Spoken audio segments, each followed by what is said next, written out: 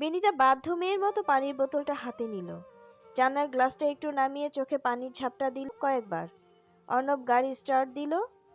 সঙ্গে সঙ্গে বাইরে বৃষ্টি আচমকা বেড়ে গেল। ঝমঝম শব্দে পুরো রাস্তা ভিজিয়ে দিচ্ছে।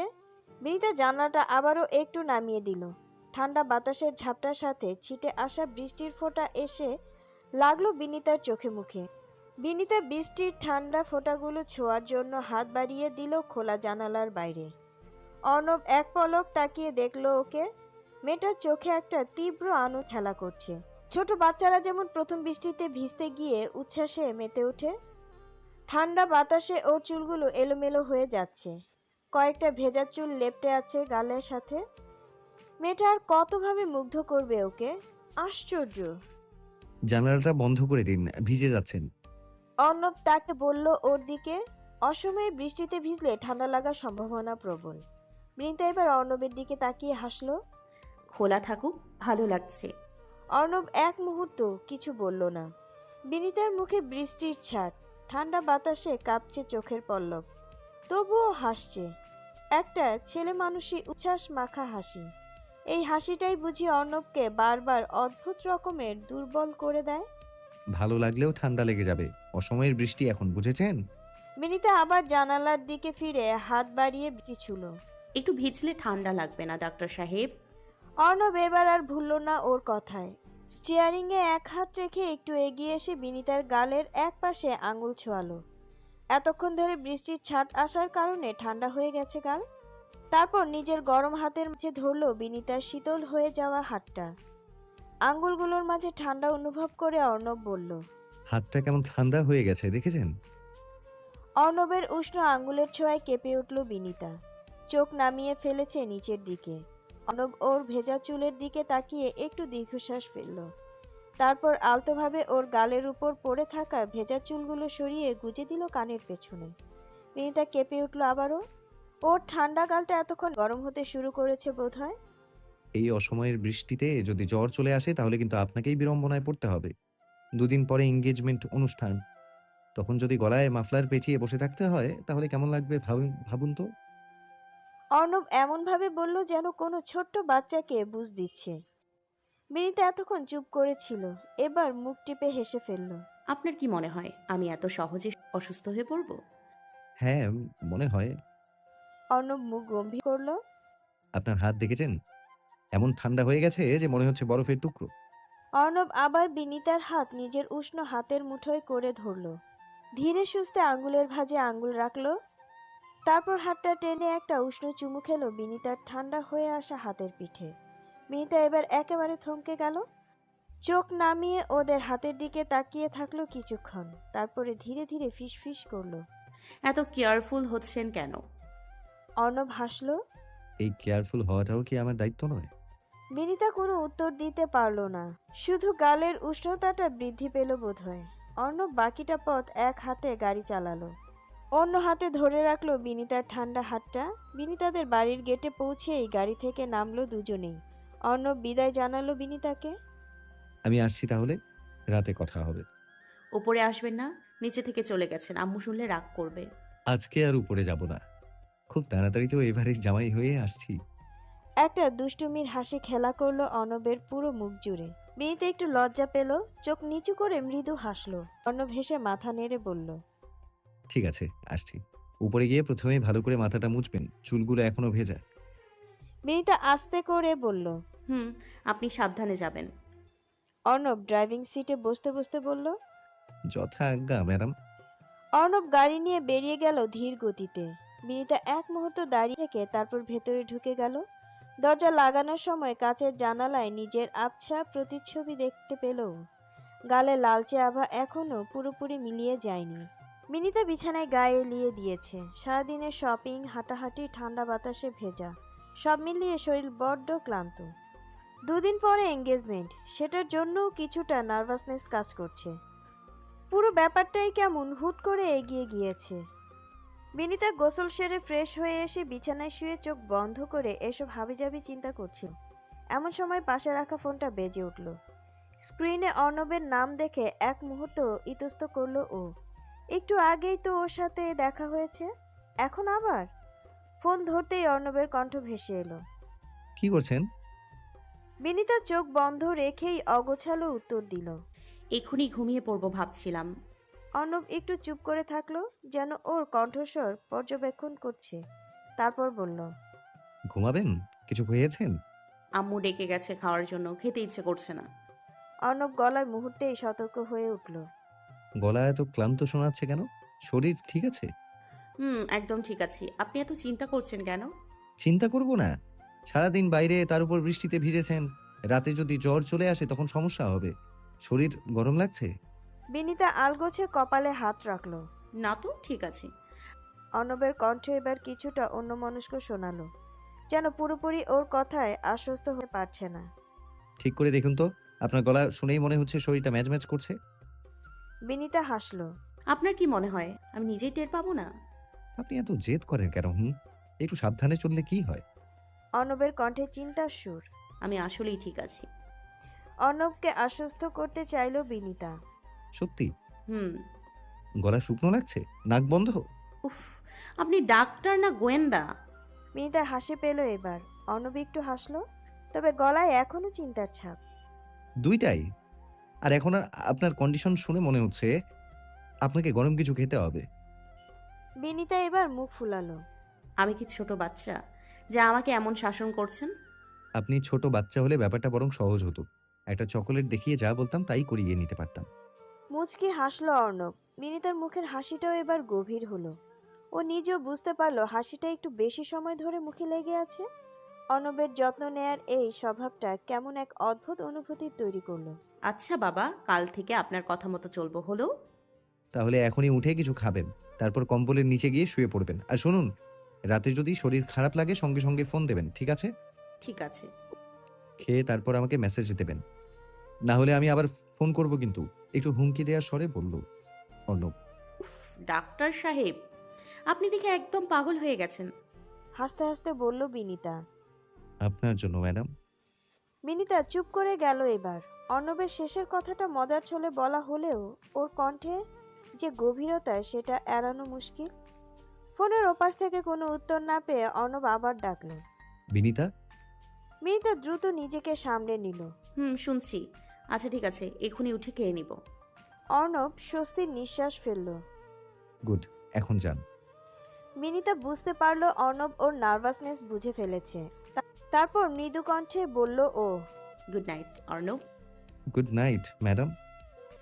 ফোনটা কেটে গেল, কিন্তু বিনিতা স্ক্রিনের দিকে তাকিয়ে রইল কিছুক্ষণ। অর্ণবের কথাগুলো এখনো কানে বাজছে। আপনার জন্য ম্যাডাম। ও ধীরে ধীরে উঠে বসলো। মনে হলো সত্যি যেন শরীরটা একটু ম্যাজ ম্যাজ করছে। ক্লান্তির চেয়েও বেশি একটু অদ্ভুত গরম ঠান্ডা মিশ্রণের অনুভূতি। তবে সেটা কি আসলেই ঠান্ডা লেগে যাওয়ার কারণে, নাকি অন্য কিছু? বিছানা থেকে উঠে ধীর পায়ে রান্নাঘরের দিকে গেল ও। সত্যি গরম কিছু খাওয়া দরকার। ভারী কিছু খেতে ইচ্ছে করছে না। দুধ চিনি দিয়ে 1 কাপ গরম কফি বানিয়ে নিল বিনিতা। কফির কাপে হাত রেখে ভাবলো, অর্ণব কি সবসময়ই এমন, নাকি শুধু ওর জন্য? ভাবতে গিয়ে একটা অদ্ভুত শিহরণ বয়ে গেল ওর পুরো শরীর জুড়ে। মোবাইলটা টেবিলে রাখা। বিনিতা ফোনটা হাতে নিল, কিছুক্ষণ ভাবলো, তারপর দ্রুত একটা মেসেজ টাইপ করলো। খেয়ে নিচ্ছি ডাক্তার সাহেব, এবার নিশ্চিন্ত হওয়া যাবে। সেন্ড করে স্ক্রিনের দিকে তাকিয়ে রইল। কয়েক সেকেন্ড পরেই রিপ্লাই এলো। Good girl. এরপর থেকে একটু সাবধানে চলবেন, বুঝলেন? বিনিতা ফোনটা বুকের কাছে চেপে ধরে হেসে ফেলল। এই অর্ণবকে হয়তো ও বুঝতে শুরু করেছে একটু একটু করে। চারপাশে ছোট্ট ছোট্ট ফেরি লাইট, মাথার উপর তারা ভরা আকাশ, আর এক ফালি চাঁদ। এক পাশে ছোট্ট স্টেজ, তাতে লাইটিং এর সঙ্গে সাদা ফুলের সাজ। একটা স্লো মিউজিক বাজছে ব্যাকগ্রাউন্ডে। সব মিলিয়ে এক স্বপ্নময় সন্ধ্যা। বিনিতা অর্ণবের এঙ্গেজমেন্টের আয়োজন করা হয়েছে ঢাকার নামকরা এক রেস্তোরাঁর গার্ডেনে। বিনিতা দাঁড়িয়ে আছে আয়নার সামনে। শুভ্রতায় মোড়ানো সাদা রঙের শাড়ি পরেছে, চিকন সোনালি বর্ডার, কানে টানা দুল, কানের পাশে গোজা দুটো সাদা গোলাপ। বুকের কাছে হাত রেখে নিজেকে আয়নায় দেখছে বিনিতা। আসন্ন মুহূর্তের কথা চিন্তা করতেই একটা অদ্ভুত শিহরণ কাজ করছে ওর শরীর জুড়ে। তোর হাত এত ঠান্ডা কেন? রূপন্তী একপাশে দাঁড়িয়ে ভ্রু কুঁচকে তাকালো ওর দিকে। কই না তো, আমি তো একদম রিল্যাক্স। বিনিতা হাসার চেষ্টা করলো। নার্ভাসনেসের কারণে ওর আঙ্গুলগুলো অল্প অল্প কাঁপছে। রূপন্তী চোখ টিপে বলল, বেশ বুঝতে পারছি কেমন রিল্যাক্স। তারপর হেসে ওর কাঁধে আলতো চাপড় দিল। একটু দম নে তো, এমন ভাব করছিস যেন তোর এঙ্গেজমেন্ট না, ভাইবা দিতে যাচ্ছিস। বিনিতা একটা লম্বা শ্বাস নিয়ে হালকা হওয়ার চেষ্টা করলো। আঙুলের কাঁপুনি একটু কমলেও বুকের ধুকপুকানি কমলো না। ঠিক তখনই দরজার বাইরে থেকে উকি দিল মিথিলা। কিরে, আর কতক্ষণ লাগবে? সবাই অপেক্ষা করছে। রূপন্তী হাসি মুখে বলল, হয়ে গেছে, চল। বিনিতাকে আজকে যা লাগছে, অর্ণব ভাই না আবার অজ্ঞান হয়ে যায়। ঘরের ভিতরে ঢুকতে ঢুকতে বলল মিথিলা, মুখে দুষ্টু হাসি। বিনিতা চোখ ছোট ছোট করলো। অজ্ঞান হবে কেন? মিথিলা এক হাতে কোমরে রেখে উদাস ভঙ্গিতে বলল, অজ্ঞান হওয়ার মতো ব্যাপার তো আছেই। এমনিতে উনি চুপচাপ মানুষ, তার উপর তোকে দেখে মুখ ফুটে প্রশংসা করতে না পেরে যদি মাথা ঘুরে পড়ে যায়, তখন কি হবে? রূপন্তী হাসতে হাসতে বলল, তাহলে তুই কি চাস আমরা অর্ণব ভাইয়ের জন্য একটা স্ট্রেচার রেডি রাখি? ওদের দুজনের বলার ভঙ্গি দেখে বিনিতাও এবার হেসে ফেলল। তারপর আয়নার দিকে তাকিয়ে শেষবারের মতো শাড়ি আর মাথার ফুলটা ঠিক করে নিল। এক ফালি চাঁদের আলো জানলা দিয়ে এসে ওর গায়ে মৃদু ছায়া ফেলেছে। বুকের মধ্যে সেই অদ্ভুত শিহরণ আবার ফিরে এলো ওর। মিথিলা ওর হাত টেনে ধরল।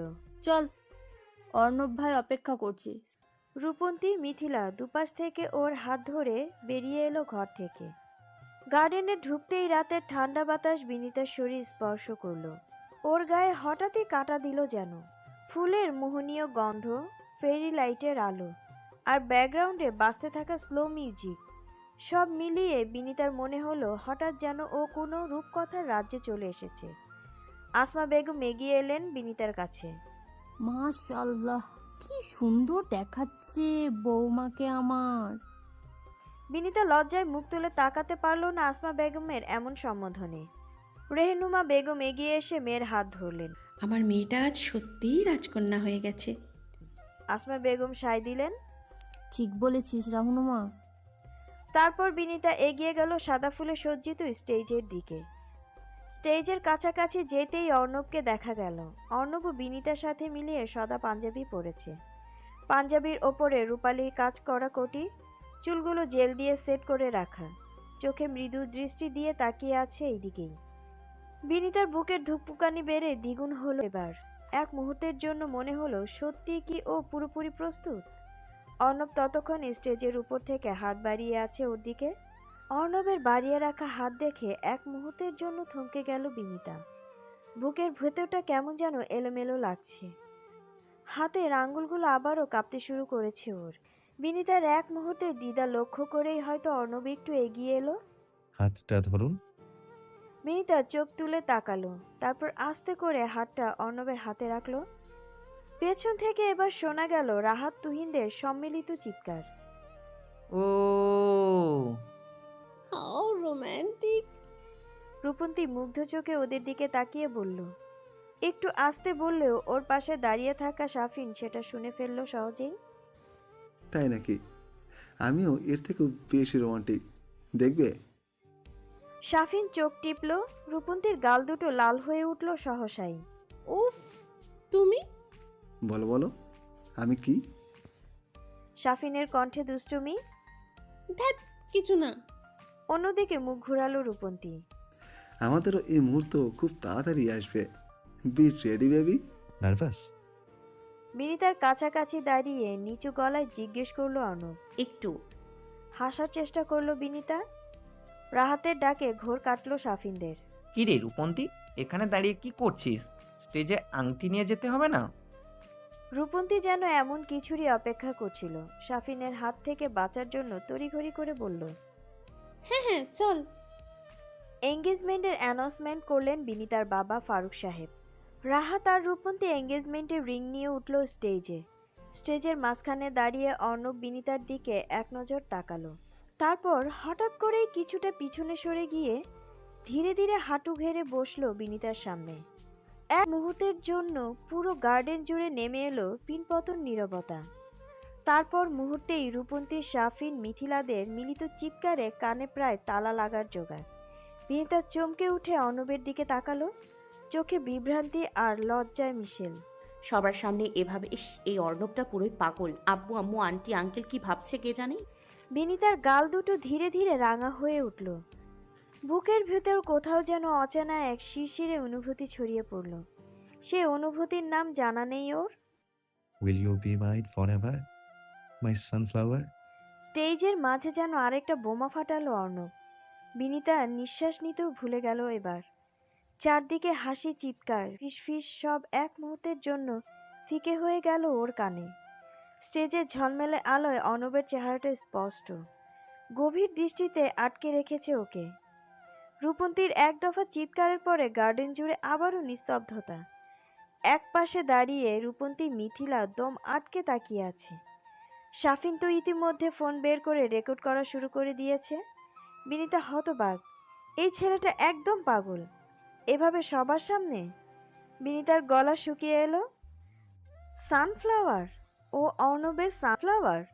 অর্ণব তখনও হাঁটু গেড়ে একইভাবে হাত বাড়িয়ে রেখেছে ওর দিকে, অপর হাতে ধরে রেখেছে ডায়মন্ড রিংটা। অর্ণবের ঠোঁটের কোণে সেই চিরচেনা মৃদু হাসি। কিন্তু এই মুহূর্তে বিনীতার মাথায় কিছুই কাজ করছে না। কি করবে এখন? কি বলা উচিত? বিনীতার ঠোঁট কাঁপলো এক মুহূর্তের জন্য, কিন্তু শব্দ বের হলো না। তারপর বিনীতার ঠোঁটের কোণে একটা অস্পষ্ট হাসি ফুটে উঠল। খুব আস্তে ফিসফিস করলো ও। ইয়েস। তারপর অর্ণবের বাড়িয়ে রাখা হাতের দিকে বাড়িয়ে দিল নিজের হাত। অর্ণব যেন কিছুক্ষণ নিঃশ্বাস নিতে ভুলে গেল। বিনীতার ঠোঁটের কোণে এই হাসিটা সত্যি? সত্যি কি ও বলল ইয়েস? চারপাশের শব্দ যেন এক মুহূর্তের জন্য থমকে গেল অর্ণবের কাছে। তারপর ও মাই গড, বিনীতা হ্যাঁ বলেছে।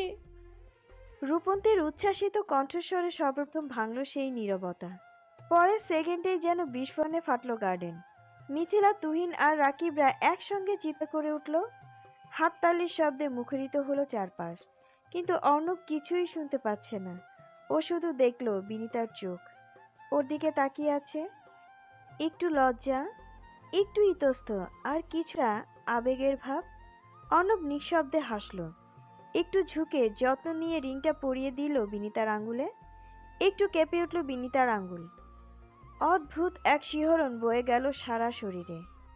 এখন আপনার পালা ম্যাডাম। অর্ণব উঠে দাঁড়িয়েছে বিনীতার সামনে। বিনীতা রিং হাতে নিল, একটু ইতস্তত করে, তারপর ধীরে ধীরে পরিয়ে দিল অর্ণবের হাতে। চারপাশে আবারও চিৎকার, করতালির শব্দ, ক্যামেরার ফ্ল্যাশ।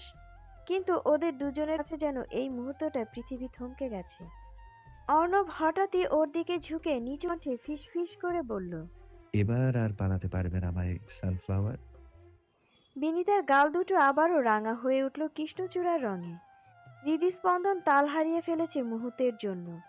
এই গাঢ় বাদামি চোখ জোড়ায় ও আটকে যেতে চায় সারা জীবনের জন্য। ইউনিভার্সিটি ডিপার্টমেন্ট থেকে 3 দিনের একটা ছোট্ট ট্যুরের আয়োজন করা হয়েছে। ঘোষণা এসেছে আজই। ঘটনাটা আসার সাথে সাথে উচ্ছ্বাসে ফেটে পড়েছে পুরো ক্লাসরুম। সবাই ব্যস্ত বন্ধু বান্ধবদের সাথে ট্যুরের প্ল্যান করতে।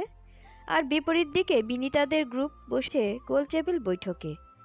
বিনীতা আর মিথিলার বাসা থেকে এত দূরে যাওয়ার পারমিশন দেবে কিনা সেটা নিয়েই চলছে ডিসকাশন। মিথিলা ব্যাগের চেন টানতে টানতে বলল, সিরিয়াসলি এভাবে হুট করে ঘোষণা দিলে কিভাবে কি ম্যানেজ করব? বাসায় কি বলবো ভাবতেই পারছি না। বিনীতা মাথা নেড়ে সায় দিল। ঠিক বলেছিস, আগে থেকে জানলে হয়তো একটু মানসিক প্রস্তুতি নিতে পারতাম। এখন যদি বলি আমাদের ডিপার্টমেন্ট থেকে 3 দিনের ট্যুরে যেতে হবে, আম্মু সরাসরি না করে দেবে। রূপন্তী পাশ থেকে বাঁকা হাসলো। তবে বাসায় না বললেই হয়। মিথিলা চোখ বড় বড় করে তাকালো। মানে কি পাগলের মতো কথা বলছিস? রূপন্তী কাঁধ ঝাঁকালো। আরে ধুর, আমার কথা আগে শোন, তারপর ডিসিশন নে। ধর, প্রথমে বললি ডিপার্টমেন্ট থেকে একটা প্রোগ্রাম হচ্ছে, সবাই যাচ্ছে। একটু পরে বলবি 2-1 দিন থাকতে হতে পারে। তারপর ধীরে ধীরে পুরো ব্যাপারটা বলবি। একবারে বললেই তো বিপদ। বিনীতা দীর্ঘশ্বাস ফেলল। তোর যুক্তিতে কাজ হবে না রূপু। আম্মু বিশদ জানতে চাইবে। কোথায় যাচ্ছি, কারা যাচ্ছি, কত দূর, নিরাপত্তা কেমন, সব। মিথিলা গম্ভীর গলায় বলল। আর আমার আম্মু বলবে বাকিরা যাচ্ছে মানে এই না যে তুমিও যেতে পারবে। তুহিন তখন পাশ থেকে বলল। আরে ইউনিভার্সিটির অফিসিয়াল ট্যুর, সব স্যার ম্যাম থাকবেন। ব্যাপারটা এইভাবে বুঝিয়ে বললেই তো হয়। বিনিতা কপালে হাত দিল। ভাই, আমাদের বাসায় এসব বুঝবে না, ওরা ভাববে আমরা 3 দিনের জন্য হারিয়ে যাব। রূপন্তী মুচকি হাসলো। আরে ভয় পাস না, দেখি আমি কি করতে পারি। তোর আম্মুর সঙ্গে কথা বললে হয় না? বিনিতার সঙ্গে সঙ্গে মাথা নাড়িয়ে বলল। একদম না, উল্টো আম্মু ভাববে আমি নিজে না বলে তোকে দিয়ে বলাচ্ছি, তখন তো পুরোটাই মাঠে মারা যাবে। রাহাত কাঁধ ঝাঁকালো। তাহলে সহজ উপায়, আগে বাসার মোড় দেখে তারপর বলা। সবাই চুপ হয়ে গেছে। ট্যুর নিয়ে উচ্ছ্বাসের বদলে এখন সবচেয়ে বড় চ্যালেঞ্জ বাসায় কিভাবে বলবে সেটাই। রূপন্তীদের ডিপার্টমেন্ট থেকে নাকি ট্যুরে যাবে শুনেছিস? অর্ণব ফোন স্কল করতে করতে মাথা তুলল। না, বিনিতার সাথে কথা হয়নি। কবে যাচ্ছে? শাফিন মগে থাকা কফিটা নাড়তে নাড়তে বলল। সামনের মঙ্গলবার মনে হয়। ও, কাল থেকে বিনিতার সাথে কথা হয়নি। শাফিন কাঁধ ঝাঁকালো। ও আচ্ছা, আমি ভাবছিলাম আমরা যদি ওদের না জানিয়ে গিয়ে সরাসরি ট্যুরের ওখানে হাজির হই কেমন সারপ্রাইজ হবে। অর্ণব অবাক হয়ে তাকালো। মানে ওরা তো ইউনিভার্সিটির ট্যুরে যাচ্ছে, আমরা সেখানে গিয়ে হাজির হব কিভাবে? শাফিন হাসলো। আরে তোর জায়গাটা তো আর রেস্ট্রিক্টেড না, আমরা নিজেরা ঘুরতে যেতেই পারি। অর্ণব কিছুক্ষণ চুপ করে থাকলো, তারপরে ধীরে বলল। কিন্তু বিনিতা যদি কিছু মনে করে, আমরা ইচ্ছে করে ওদের ফলো করছি। শাফিন ভ্রু নাচিয়ে বলল। যদি উল্টে খুশি হয়? তুই সবসময় নেগেটিভটা ভেবে বসে থাকিস কেন বলতো? অর্ণব চিন্তিত মুখে বলল। ভাবতে হবে। শাফিন হাসলো। ভাব, কিন্তু দেরি করিস না, টিকিট আগে ভাগে বুক দিতে হবে। রাত প্রায় 10টা। ডিনার শেষ করে বিনিতা ঘরে এসে বসেছে। মনটা কেমন অস্থির হয়ে আছে। একবার ভাবলো এখন বলবে, তারপর আবার মনে হলো সকালে বলাই ভালো। মা হয়তো এখন ক্লান্ত, কিন্তু দেরি করলে ও নিজেই স্থির থাকতে পারছে না। অবশেষে দোনমোনা করতে করতেই ড্রয়িং রুমে এলো। আম্মু সোফায় বসে নিউজ দেখছে। আব্বু ঘরে চলে গেছে। বিনিতা সোফার এক কোনায় বসলো। আম্মু, একটা কথা ছিল। রেহনুমা বেগম টিভির ভলিউম কমিয়ে মেয়ের দিকে তাকালেন। বিনিতা একটু গলা খাকারি দিয়ে ইতস্ত করে বলল। আমাদের ডিপার্টমেন্ট থেকে একটা ট্যুরের আয়োজন করেছে, 3 দিনের জন্য ঢাকার বাইরে যেতে হবে। রেহনুমা বেগম ভ্রু কুঁচকালেন। সেন্ট মার্টিন। রেহনুমা বেগম এবার পুরোপুরি গম্ভীর হলেন। বিনিতা আগে ভাগেই এসব প্রশ্নের জন্য প্রস্তুত ছিল। হ্যাঁ, পুরো ব্যাচ যাবে, টিচাররাও থাকবেন, নিরাপত্তার দিক থেকেও কোনো সমস্যা নেই। রেহনুমা বেগম কিছুক্ষণ চুপ করে থাকলেন, তারপর বললেন। বিনিতা মায়ের হাত ধরে বলল। আম্মু, আমি তো একা যাচ্ছি না, পুরো ডিপার্টমেন্ট থাকবে, রূপন্তী, মিথিলাও যাচ্ছে। আমাদের ভার্সিটির শেষ দিকের দিনগুলোতে সবার একসাথে কিছু স্মৃতি তৈরি হবে। আমি রূপন্তীর সাথেই থাকবো, তোমাদের সব সময় আপডেট দিব। রেহনুমা বেগম দীর্ঘশ্বাস ফেললেন। তুমি আব্বুকে বুঝিয়ে বলবে কিন্তু। রেহনুমা বেগম মেয়ের মুখের দিকে তাকিয়ে কিছু বললেন না, শুধু বললেন। বিনিতা বুঝলো বিষয়টা এখানেই শেষ নয়। ধৈর্য ধরে এখন অপেক্ষার প্রহর গোনার পালা। আদৌ যেতে পারে কিনা সেটা এখন সময়ই বলে দেবে। ট্যুরের আগের রাত পুরো ক্যাম্পাস জুড়ে চাপা উন্মাদনা। মেয়েদের হলে একরকম প্রস্তুতির ধুম, ছেলেদের হলে অন্যরকম পরিকল্পনা। ফিস ফিস চলছে। রূপন্তী আর মিথিলা মেঝে বসে ব্যাগ গুছাচ্ছে, আর বিনিতা বিছানায় আধশোয়া হয়ে শেষ মুহূর্তের চেকলিস্ট মিলাচ্ছে। অবশেষে দুজনের অনুমতি মিলেছে ট্যুরে যাবার। আমি কি বেশি কিছু নিচ্ছি? বিনিতা ব্যাগের চেন খুলে আবার দেখতে লাগলো। বেশি না, অর্ধেক ওয়ার্ড্রপ নিয়ে যাচ্ছিস। মিথিলা বলল। রূপন্তী ওর ব্যাগের ভেতর এক ঝলক তাকিয়ে বলল। আরে এত জামা নিচ্ছিস কেন? আমরা কি 3 দিনের জন্য যাচ্ছি নাকি 3 মাসের জন্য? বিনিতা গম্ভীর মুখে বলল। কি বলিস? ছবি তোলার সময় বারবার একই ড্রেস পরবো? মিথিলা হাসতে হাসতে বলল। তার মানে তুই সকালে একরকম ড্রেস, দুপুরে আর একটা, সন্ধ্যায় অন্য কিছু পরবি? বিনিতা চোখ ঘুরিয়ে বলল। বাহ, খুব ভালো আইডিয়া। মিথিলা আর রূপন্তী মুখ চাওয়াচাওয়ি করে হেসে ফেলল, আর বিনিতা ভ্রু কুঁচকে ওদের দিকে তাকালো। হাসছিস কেন? সত্যি বলছি। রূপন্তী কাঁধ ঝাঁকিয়ে বলল। হুম, খুব ভালো আইডিয়া। সাথে অর্ণব ভাইকে নিলে একেবারে তোর প্রি ওয়েডিং এর ফটোশুট হয়ে যেত। মিথিলা মাথা নেড়ে বলল। আসলেই তো, এক ঢিলে দুই পাখি মারা হয়ে যেত। বিনিতা চোখ গরম করে তাকালো ওদের দিকে। কি শুরু করলি তোরা? বলে বালিশ ছুঁড়ে মারলো ওদের দিকে। বালিশ গিয়ে লাগলো মিথিলার মাথায়। মিথিলা আর রূপন্তী হো হো করে হাসতে হাসতে মেঝেতে লুটিয়ে পড়ল। ঘড়িতে প্রায় 12টা বাজে। রূপন্তী হাততালি দিয়ে বলল। আচ্ছা আচ্ছা, এখন তো ঘুমানো দরকার। কাল সকাল 7টার মধ্যে বাস ছাড়বে, 6টার মধ্যে ডিপার্টমেন্টের সামনে থাকতে হবে। দেরি হলে কিন্তু বাস রেখে চলে যাবে। 7টা? আমার জন্য সকাল 7টা মানে রাত 3টা। রূপন্তী কাঁধ ঝাঁকালো। তাহলে রেডি হয়ে ঘুমা, সকালে উঠেই দৌড় লাগাবি। তিনজনই আবার হেসে উঠল। আজকে ওরা তিনজনই একসাথে ঘুমোবে। মিথিলা এক ঝটকায় বিছানায় উঠে বসলো। সবাই মোবাইল সাইলেন্ট রাখো, নয়তো রাতের বেলা কে যেন আবার কল দিয়ে গুড নাইট জানাতে গিয়ে ঘুম ভাঙিয়ে দেবে। রূপন্তী বিনিতার দিকে তাকিয়ে চোখ টিপল। উম, বিনিতা কেসে উঠে তাড়াতাড়ি কাঁথার নিচে মুখ গুজল। আমাকে ঘুমোতে দে। মিথিলা আর রূপন্তী মুখ চেপে হাসলো। ট্যুরের উত্তেজনা, প্রস্তুতি আর একসাথে থাকার আনন্দে ওরা ধীরে ধীরে পাড়ি দিল ঘুমের রাজ্যে। অর্ণব ব্যাগ গোছাতে বসেছে, কিন্তু শাফিন একটা জিনিসও গোছাচ্ছে না। বিছানায় গা এলিয়ে ফোন ঘাঁটছে। তোর কিছু লাগবে না? অর্ণব বিরক্ত হয়ে বলল। একটা ব্যাগ আর একটা মন ভালো করা পরিবেশ, এই তো। শাফিন হাসলো। দেখ, কাল যদি গিয়ে দেখিস তোর ব্রাশ, টাওয়েল, স্যান্ডেল, এমনকি শার্ট প্যান্টও ভুলে গেছিস, তখন আমাকে দোষ দিতে পারবি না, বলে দিচ্ছি। শাফিন হাসলো। আমি প্ল্যান করেই মিনিমালিস্টিক লাইফস্টাইল বেছে নিয়েছি। অর্ণব ব্যাগের চেন লাগিয়ে বলল। এই যে মিনিমালিস্ট, টিকিট চেক করেছিস তো? হুম। শাফিন ফোনের টিকিট বুকিং চেক করলো। সব ওকে, কাল সকালে রওনা দিব। অর্ণব তখনও দ্বিধায়। সত্যি কি আমরা এইভাবে ওদের জানিয়ে না গিয়ে ঠিক করছি? শাফিন কাঁধ ঝাঁকালো। শোন, ওরা ট্যুর নিয়ে এত ব্যস্ত যে আমাদের খেয়ালই করবে না। যখন হুট করে সামনে হাজির হব, তখন কেমন সারপ্রাইজ হবে ভাবতেই মজা লাগছে। অর্ণব দীর্ঘশ্বাস ফেলল। দেখা যাক, ব্যাগ গোছানো শেষ, এখন একটু ঘুমাতে হবে। শাফিন তখনও ফোন ঘাঁটছে। মুচকি হাসলো। অবশ্যই, ঘুমাও, স্বপ্ন দেখো, সামনে 3 দিনের অ্যাডভেঞ্চার। অর্ণব নিঃশ্বাস ফেলল, ঘুমানোর চেষ্টা করলো, কিন্তু এক অদ্ভুত উত্তেজনায় মনের মধ্যে খচখচ করতেই থাকলো। বিনিতার ঘুম ভাঙলো ফোনের অ্যালার্মে। চোখ খুলতেই মনে হলো মাত্র 5 মিনিট আগেই তো ঘুমিয়েছে। রূপন্তীর কানে বালিশ চাপা দিল।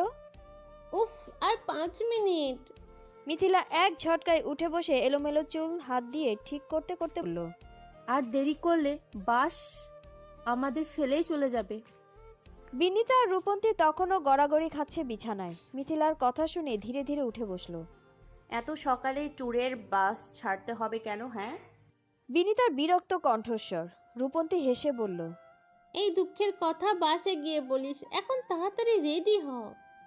তারপর তিনজনই ঘুমকাতরে মুখে তাড়াহুড়ো করে রেডি হয়ে বেরিয়ে পড়ল ডিপার্টমেন্টের উদ্দেশ্যে। ডিপার্টমেন্টের সামনে পৌঁছতেই দেখা গেল সবাই এসে হাজির হয়েছে সকালে। সবার ব্যাগপত্র ছড়িয়ে ছিটিয়ে রাখা। কেউ ঘুম জড়ানো চোখ চা খাচ্ছে, কেউ ছবি তুলছে। রূপন্তী হাতঘড়ির দিকে তাকিয়ে বলল। আচ্ছা, সবাই কি অনেক আগেই চলে এসেছি? আমাদেরই এত দেরি হলো। মিথিলা হাই তুলে বলল। আমরা ঠিক সময়েই এসেছি, দেরি হয়নি। বিনিতা চারদিকে তাকিয়ে দেখল ট্যুরের আসল মজা তো এখনো শুরুই হয়নি। একটু দূরে তাকাতে দেখা গেল তুহিন আর রাহাত বাসের কাছে দাঁড়িয়ে হাত নাড়াচ্ছে ওদের দেখে। ওরা তিনজনেই এগিয়ে গেল সেই দিকে। বন্দি জীবন থেকে মুক্তি। তুহিন ওর ব্যাগের চেন লাগাতে লাগাতে বলল। রূপন্তী পাশ থেকে হাসলো। তোর জীবনে এত দুঃখ কেন? কোথায় যাচ্ছিস? হিমালয় জয় করতে? হিমালয় না, কিন্তু সেন্ট মার্টিনও কিছু কম না। তুহিন গর্বিত মুখে বলল। 3 দিনের জন্য হলেও তো হলের 4 দেয়াল থেকে বের হব। বাসে উঠেই সবাই যার যার পছন্দ মতো সিট দখল করতে ব্যস্ত হয়ে পড়ল। মিথিলা আর রূপন্তী জানালার পাশের একটা জায়গা ঠিক করে ফেলল। পেছনের সিটে রাহাত, তুহিন আর বিনি তার সামনের দিকে বসতে গিয়ে দেখলো ওর পাশের সিট ফাঁকা। মিথিলা পেছন থেকে বলল, কি ব্যাপার, কেউ কি পাশের সিটটা বুক দিয়ে রেখেছে?